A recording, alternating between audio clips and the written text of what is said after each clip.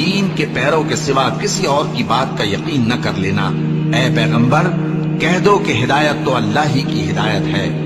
وہ یہ بھی کہتے ہیں یہ بھی نہ ماننا کہ جو چیز تم کو ملی ہے ویسی کسی اور کو بھی مل سکتی ہے، ورنہ وہ تم پر تمہارے رب کے روبرو حجت قائم کر دیں گے۔ اے پیغمبر کہہ دو کہ بزرگی اللہ ہی کے ہاتھ میں ہے، وہ جسے چاہتا ہے دیتا ہے، اور اللہ کشائش والا ہے، علم والا ہے۔ وہ اپنی رحمت سے جس کو چاہتا ہے خاص کر لیتا ہے، اور اللہ بڑے فضل کا مالک ہے۔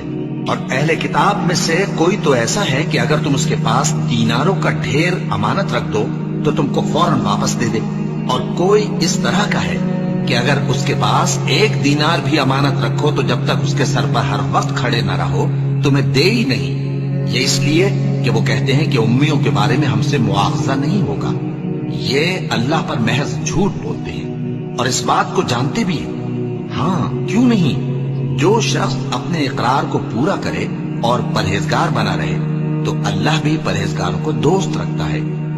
جو لوگ اللہ کے اقراروں اور اپنی قسموں کو بیچ ڈالتے ہیں اور ان کے عوض تھوڑی سی قیمت حاصل کرتے ہیں ان کا آخرت میں کچھ حصہ نہیں۔ ان سے اللہ نہ تو کلام کرے گا اور نہ قیامت کے روز ان کی طرف دیکھے گا، اور نہ ان کو پاک کرے گا، اور ان کو دکھ دینے والا عذاب ہوگا۔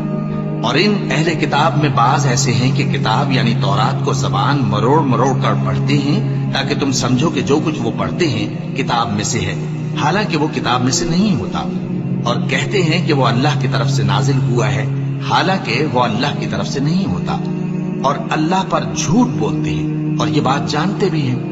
کسی آدمی کو شایع نہیں کہ اللہ اسے کتاب اور حکومت اور نبوت عطا فرمائے پھر وہ لوگوں سے کہے کہ اللہ کو چھوڑ کر میرے بندے ہو جاؤ، بلکہ اس کو یہ کہنا چاہیے کہ اے اہل کتاب تم ربانی ہو جاؤ، کیونکہ تم کتاب کی تعلیم بھی دیتے ہو اور کیونکہ پڑھتے پڑھاتے رہتے ہو۔